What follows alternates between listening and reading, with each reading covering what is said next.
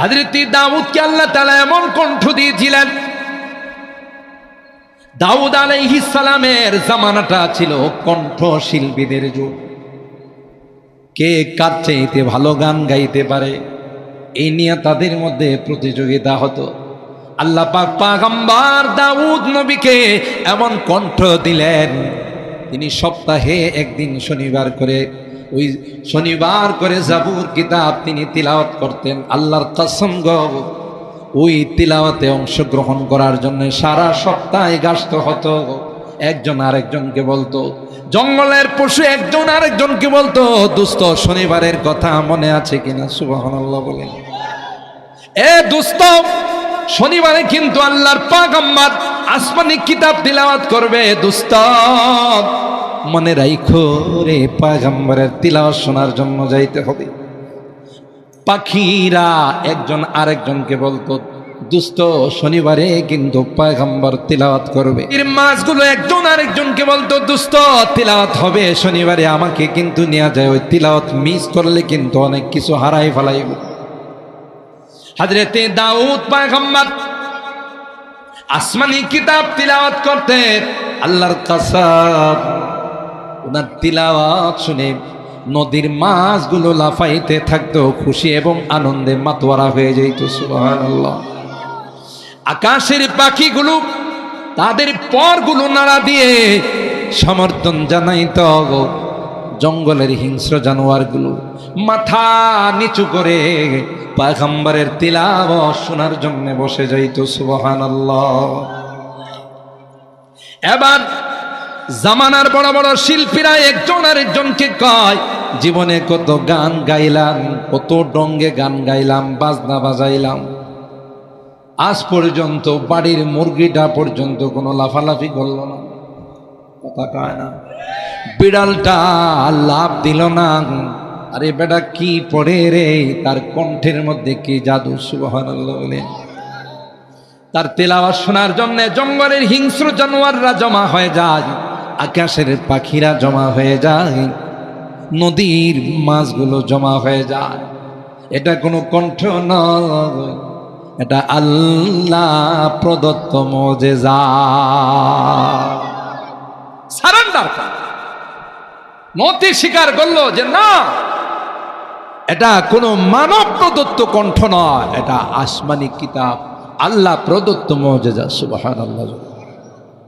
হযরত সুলাইমানকে আল্লাহ পাক এত কিছু দিয়েছিলেন, এত বড় বাদশা ছিলেন, সারা পৃথিবীর রাজত্ব সুলাইমান পয়গম্বরের হাতে ছিল। আর ভাইরা, আল্লাহ পাক রব্বুল আলামিন সূরাতুন নামলের মধ্যে বলেন, ওয়ালাকাদ আতাইনা দাউদা ওয়া সুলাইমানা ইলমা। আমি দাউদ পয়গম্বর এবং সুলাইমান পয়গম্বরকে কিছুই দেই না। এত কিছু দেওয়ার পর আল্লাহ বলেন কিছুই দেই না, তাদেরকে যা দিয়েছি সেটা আর কিছুই না, সেটা হলো আসমানি কিতাবের ইলম, ইলমে ওহী। সুবহানাল্লাহ। এ মুসলমান, আল্লাহ পাক রব্বুল আলামিন সর্বকালের সর্বযুগের সর্বশ্রেষ্ঠ মহামানব, আখায়ে নামদার, তাজদারে মদিনা হযরতে মুহাম্মদুর রাসূলুল্লাহ সাল্লাল্লাহু আলাইহি ওয়াসাল্লামকে আল্লাহ পাক রব্বুল আলামিন কোরআনে কারীম দিয়েছেন, এবং কোরআনের মাধ্যমে আল্লাহ পাক রব্বুল আলামিন আল্লাহর হাবিব সরকারে দু আলম হযরতে মুহাম্মদুর রাসূলুল্লাহকে ডাক দেয়া কয়, পয়গম্বর সবচাইতে দামি কিতাবটা আমি আপনাকে দিলাম। মক্কার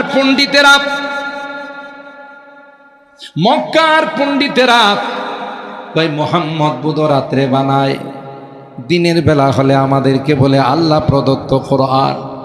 না না, এটা আল্লাহ প্রদত্ত কালাম নয়, এটা মুহাম্মদের বানানো কালাম।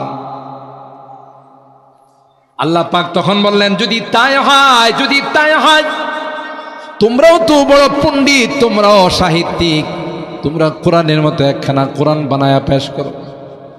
হাজার চেষ্টা করেও পারে না, আল্লাহ বলেন তাইলে 10টা সূরা, তাও পারে নাই। শেষ পর্যন্ত আল্লাহ পাক বললেন ওয়া ইন কুনতুম ফি রাইবিন মিম্মা নাযালনা আলা আবদিনা ফাআতু বিসূরাতিন মিন মিসলি ওয়াদউ শুহাদাআকুম মিন দুনিল্লাহি ইন কুনতুম সাদিকিন। যাও, তোমাদের জন্য ছোট করে দিলাম কোরআনের সবচাইতে ছোট সূরা সূরাতুল কাউসার, 3 আয়াত বিশিষ্ট সূরা। যদি এটা মুহাম্মাদের বানানো কালাম হয় তাইলে তোমরাও তো পারবা, এরকম ছোট্ট একটি সূরা বানায়া তোমরা পেশ করে দাও। সবাইকে নিয়ে বসলাম, অনেক চেষ্টা করলো, শেষ পর্যন্ত সারেন্ডার হলো। তারা নতি স্বীকার করে বলল ইন্না আ'তাইনাকাল কাউসার লাইসা হাযা কালামুল বাশার। না না না, এটা কোনো মানুষের কথা হতে পারে না। হাজার চেষ্টা করলাম, একটা আয়াতও বানাইতে পারলাম না। লাইসা হাযা কালামুল বাশার, এটা মানুষের কথা না, এটা আসমানের মালিক আল্লাহর কালাম। আল্লাহ পাক পয়গম্বরকে বলেন, পয়গম্বর আপনার জুবানে মুবারক দ্বীপ পৃথিবীর মানুষকে জানিয়ে দেন, খায়রুকুম মান তাআল্লামাল কুরআনা ওয়া আল্লামা, যারা কোরআন পড়ে এবং কোরআন পড়ায়, এই কোরআনের সাথে যারা সম্পর্ক রাখে, কোরআনের পাখিদেরকে যারা ভালোবাসে গো, আপনি জানিয়ে দেন এরাই হলো পৃথিবীর সবচাইতে শ্রেষ্ঠ সন্তান। খায়রুকুম মান তাআল্লামাল কুরআনা ওয়া আল্লামা, পৃথিবীর কোনো নামি দামি ভার্সিটিতে যারা লেখাপড়া করে তাদেরকে বলা হয় নাই শ্রেষ্ঠ সন্তান। কোরআন যারা পড়ে এবং পড়ায়, আল্লাহ বলেন এরাই হলো পৃথিবীর সবচাইতে শ্রেষ্ঠ সন্তান। আর আমরা তার বাস্তবতাও দেখি, যেটা আমাদের সামনে মিডিয়ার সাহায্যে আজকে হাফেজ তাকরিমের মতো হাফেজ, হাফেজ আবু রাহাতের মতো হাফেজ, যেই হাফেজগুলো কচি কাঁচা বাচ্চা, এখনো বালেগ হয় না, বিশ্বকে তাক লাগায়া 111টি রাষ্ট্রকে পিছনে ফেলে আমার এই প্রিয় মাতৃভূমি বাংলাদেশের সম্মানকে উজ্জ্বল করে লাল সবুজের পতাকাকে সারা বিশ্বের মধ্যে উড্ডীন করেছে। কথা বলুন ঠিক কেনা? কিসের মাধ্যমে? জোরে বলো। ক্রিকেটের মাধ্যমে নয়, ফুটবলের মাধ্যমে নয়, অন্য কিছুর মাধ্যমে নয়, পৃথিবীর সবচেয়ে দামি গ্রন্থ আল কোরআনের মাধ্যমে বাংলাদেশের সুনাম পৃথিবীর এমন কোন রাষ্ট্র নাই বাংলাদেশকে চিনে না। কি দিয়ে চিনে? কোরআনের মাধ্যমে চিনে। কথা বলুন ঠিক কিনা? এই সম্মান আমাদের কপাল, আমাদেরকে তো কোনো রাষ্ট্র গণ্যই করে না। কিন্তু আজকে যখন বিশ্ব কম্পিটিশনের মধ্যে প্রতিযোগিতায় যখন বিশ্বের অন্যান্য হাফেজরা আসে, আয়সা দেখে বাংলাদেশি কোনো ছাত্র আছে কিনা, সুবহানাল্লাহ বলে, কেমন আতঙ্ক কাজ করে। যেমন ফুটবল খেলার মধ্যে যদি কয়েকটা রাষ্ট্রের নাম শুনে অন্যান্য ফুটবলারদের কামড় শুরু হয়, কথা কয় না? আপনাদের তো এগুলো নিয়ে বিশাল বিশাল পতাকা বানান। ঠিক তদ্রুপ কোরআনের জগতে যখন বাংলাদেশের কোরআনের পাখিদের কথা অন্য রাষ্ট্রের কোরআনের পাখিরা শুনে সারেন্ডার করে, যে সিরিয়াল পাওয়ার আর আশা নাই, যেহেতু রয়্যাল বেঙ্গল টাইগার এখানে চলে আসে। ঠিক কিনা বলেন? এই কোরআনের পাখিরা একবার দুইবার নয়, বারবার বিশ্ব চ্যাম্পিয়ন হয়ে বাংলাদেশের সুনামকে সারা বিশ্বের মধ্যে উজ্জ্বল করছে। ঠিক কিনা? আগে স্লোগান ছিল যে কোরআন মক্কা মদিনায় নাজেল হয়েছে, মিশরে তিলাওয়াত, বাংলাদেশ পাকিস্তান ইন্ডিয়াতে আমল। এখন এরা কয় স্লোগান থুক্কু, থুক্কু বুঝেন না? স্লোগান থুক্কু, এটা পাল্টাইলাম, নতুন স্লোগান নাজেল হয়েছে মক্কা মদিনায়, তিলাওয়াত বাংলাদেশে চলে গেছে, বাংলাদেশে চলে গেছে। এত মেহনত হয় আমার দেশে কোরআনের উপর, আর এই কোরআনের পাখিদের কারণে করোনার মতো মহামারীর হাত থেকে সারা বিশ্বকে যখন লন্ডভন্ড করে ফেলেছে, তখন আমার এই দেশকে আল্লাহ তাআলা কোরআনের কারণে হেফাজত করেছেন। কথা বলুন ঠিক কিনা? আমরা তো বুঝি না যে কোরআনের মাদ্রাসাগুলো কত দামি, কত দরকারি। আমি আপনি ঘুমিয়ে থাকি, কত পাপাচারে লিপ্ত হয় অজান্তেই, ঠিক কিনা বলেন? আল্লাহর কসম, এলাকার মানুষের গুনার কারণে যখন আসমানি গজবের ফাইসালা হয়ে যায়, ফেরেশতারা এসে নাসিরাবাদ হাফিজিয়া মাদ্রাসার কচি কাঁচা বাচ্চাদেরকে যখন দেখে আল্লাহর কালাম তিলাওয়াত করে, ফেরেশতারা আল্লাহর কাছে কয়, মালিক রে, যে এলাকায় তুমি আযাব দেয়া পাঠাইলা, এ এলাকার তাদের প্রাণ প্রিয় প্রতিষ্ঠানের হাফেজে কোরআনরা, কোরআনের পাখিরা কোরআন তেলাওয়াত করতেছে, এ মালিক কি করে আমরা শাস্তি দেব? আল্লাহ পাক তখন ফেরেশতাদের ডাক দেয়া কয়, যা যা, এই কোরআনের পাখিদের কারণে আমি আল্লাহ গোটা এলাকার মানুষগুলোকে মাফ করে দিলাম।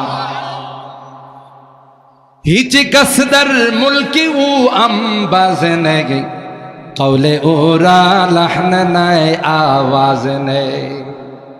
আল্লাহর কালাম এত মধুর, এত পাওয়ারফুল। আল্লাহ পাক বলেন, লাউ আনজালনা হাযাল কুরআনা আলা জাবালিন লারাআইতাহু খাশিআম মুতাসাদ্দিআম মিন খাশিয়াতিল্লাহ।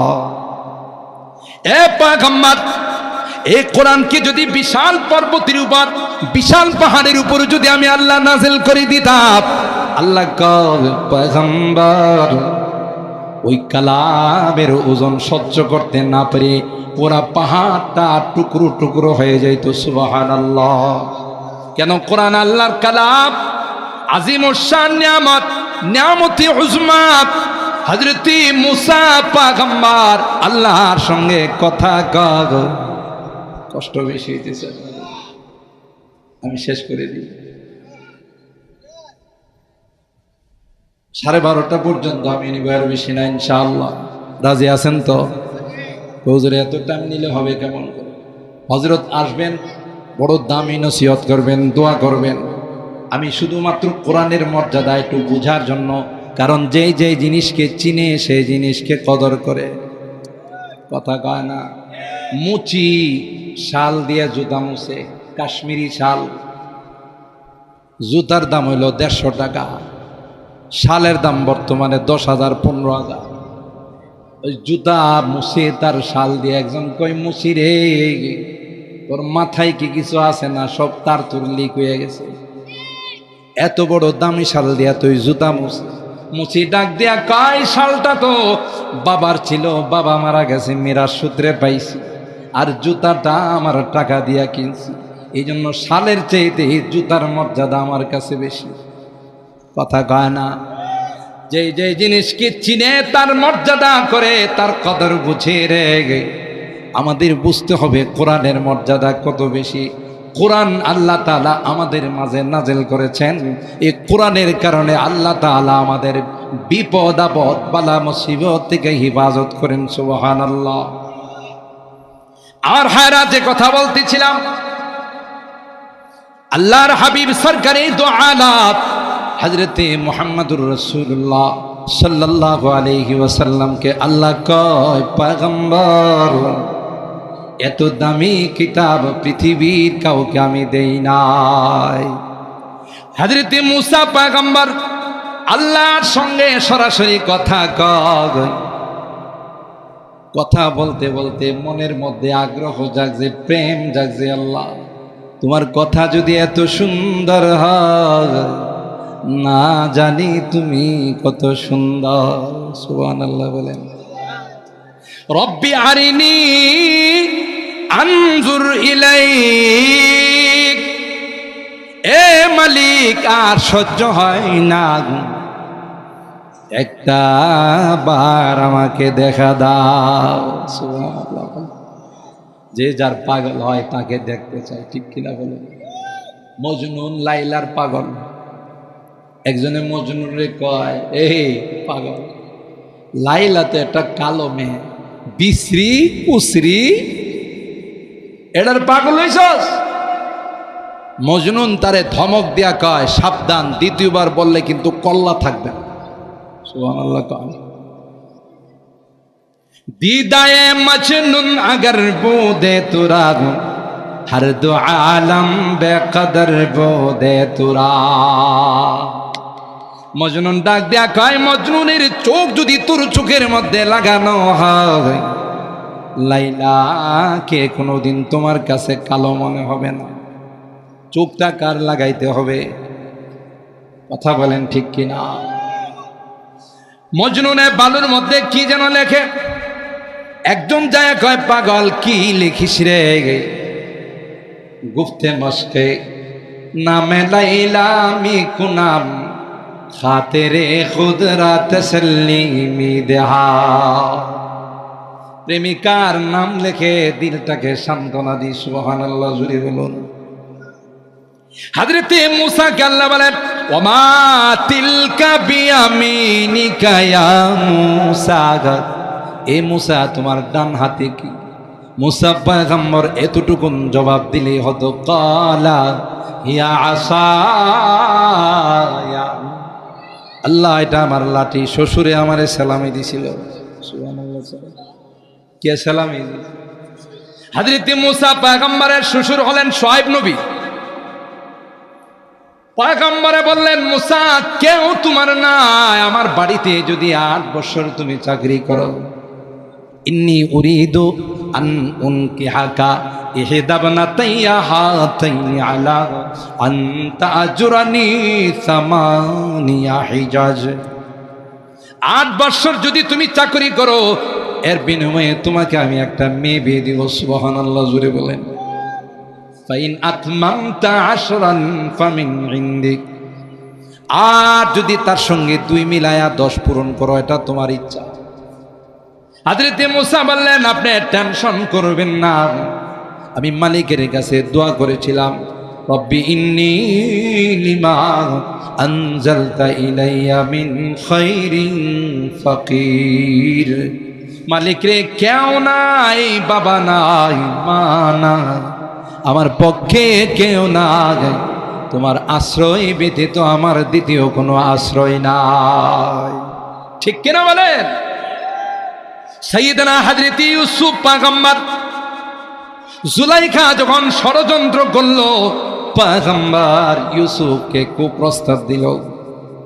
7টা গেট, সবগুলো গেটের মধ্যে মোবাস তালা লাগাই, সবচেয়ে দামি তালা লাগাইয়া জুলাইখা কালাত আই তালাক। এ ইউসুফ, কোথায় যাবে? সব গেটগুলো বন্ধ করে দিলাম। ইউসুফ, আজকে আমার প্রস্তাবে সাড়া না দেওয়া উপায় নাই। হযরত ইউসুফ পয়গম্বর দেখলেন এখানে কেউ আমার ডাকে সাড়া দেবে না, যেহেতু সব দরজা জানালা বন্ধ, মোবাইল টিপলেও বারবার দেখাবে নেটওয়ার্ক ফেল। কথা কয় না? মাঝে মধ্যে দেখায় না যে নেটওয়ার্ক ফেল? ওখানে যদি মোবাইল টিপি তাইলেও তো দেখাবে নেটওয়ার্ক ফেল। তবে একটা নেটওয়ার্ক এত শক্তিশালী, ওখানে 24 ঘন্টায় কোনোদিন নেটওয়ার্ক ফেল দেখায় না। আল্লাহু আকবার বলে। এটা কোন নেটওয়ার্ক? আর একটু জোরে বলেন, কোন নেটওয়ার্ক? হযরত ইউসুফ পয়গম্বর কোনো কিছুর আশ্রয় না নিয়ে, তালা লাগানো আছে, ইউসুফ পয়গম্বর সরাসরি বলে দিলেন, ক্বালা মাআযাল্লাহ,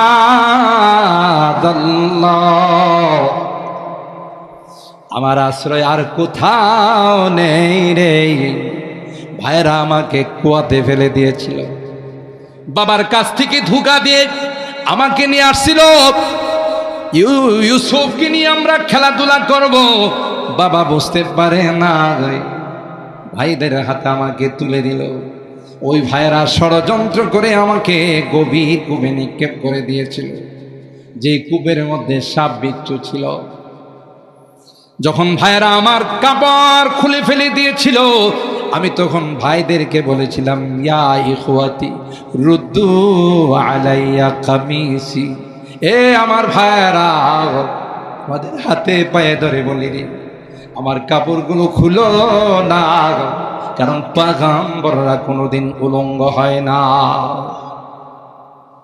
তাফসীরের কিতাবের মধ্যে আসে হযরত ইউসুফ যখন 12-13 বছরের যুবক, 12-13 বছরের কিশোর, ইউসুফের জামা যখন খুলে ফেললো, সালোয়ার যখন খুলে ফেললো, ইউসুফ পয়গম্বর বলেন রুদ্দু আলাইয়া কামিসি আতাওয়ারা বিহি ফি হায়াতি, যদি জিন্দা থাকি রে লজ্জাস্থানটা অন্তত পক্ষে পর্দা করতে পারবো, আর যদি মারা যায় ইয়াকুনু কাফনান বাদা মামাতি, আমি যদি মারা যাই রে কমপক্ষে আমার পোশাকটা যেন আমার কাফন হয়ে যায়।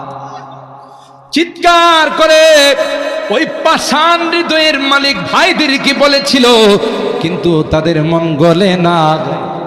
ইউসুফ পয়গম্বরকে ল্যাংটা করে মারধর করে কুয়াতে নিক্ষেপ করে দিয়েছিল।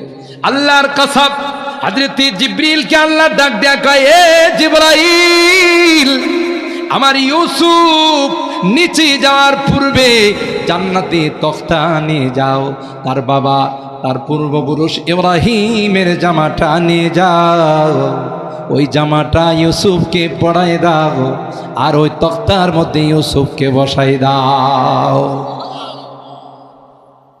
তাফসীরের কিতাবের মধ্যে আসে হযরত ইউসুফ কুয়ার নিচে যাওয়ার পূর্বে আল্লাহর ফেরেশতা সাইয়্যিদুল মালায়েকা রূহুল আমিন হযরত জিবরাইল আমিন আরশ থেকে কুয়ার মধ্যে চলে আসছে। সুবহানাল্লাহ, জুরে কা 2-3 কিলো রাস্তা, 100 কিলো রাস্তা,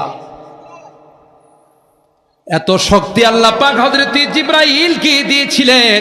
তক্তার মধ্যে বসাই দিছে আর বলছে, ইউসুফ পয়গম্বর, যার কেউ নাই রে তার কে আছে, আরো জোরে বলতে হবে কে আছে। হযরত ইউসুফ ওই ঘটনা বলে নাই, ভুলে নাই, বাবার কুল খালি করে কুয়াতে নিক্ষেপ করেছিল। ওই কুয়া থেকে মিশরের বাজারে বিক্রি হলো সবচাইতে চড়া দামে। মিশরের বাজার থেকে মিশরের বাদশাহ কিনে নিয়ে রাজপ্রাসাদে দিল আর বলল, ইউসুফ তুমি রাজপ্রাসাদের যুবরাজ। সুবহানাল্লাহ, জোরে বলুন। হযরত ইউসুফ বলেন, যে আল্লাহ আমাকে কুয়াতে ধ্বংস করেন নাই, যে আল্লাহ ভাইদের হাতে আমাকে খুন করান নাই, ওই আল্লাহকে আসেন না নাই? জোরে বলেন। বাকি আল্লাহর ব্যস্ততা আগে থেকে একটু বাড়ছে।